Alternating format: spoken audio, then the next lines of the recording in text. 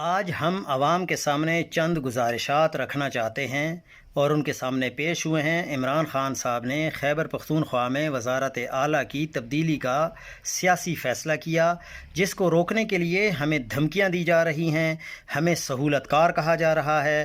میں میجر عدنان شہید کی عظیم ماں سے بھی ملا، جس نے اس عظیم شہید کی پرورش کی تھی۔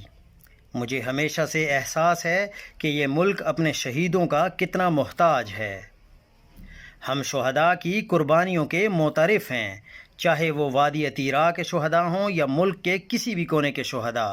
ہم اپنے شہداء کے ساتھ کھڑے ہیں، لیکن ہماری پارٹی کے جو شہداء ہیں جن کے اوپر تشدد کیا گیا اور ان کو شہید کیا گیا، ہم ان شہداء کا بھی اعتراف کرتے ہیں اور ان شہداء کے ساتھ بھی کھڑے ہیں۔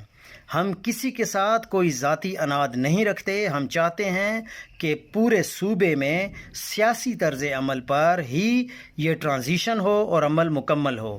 یہ بیان دیا ہے سلمان اکرم راجہ صاحب نے۔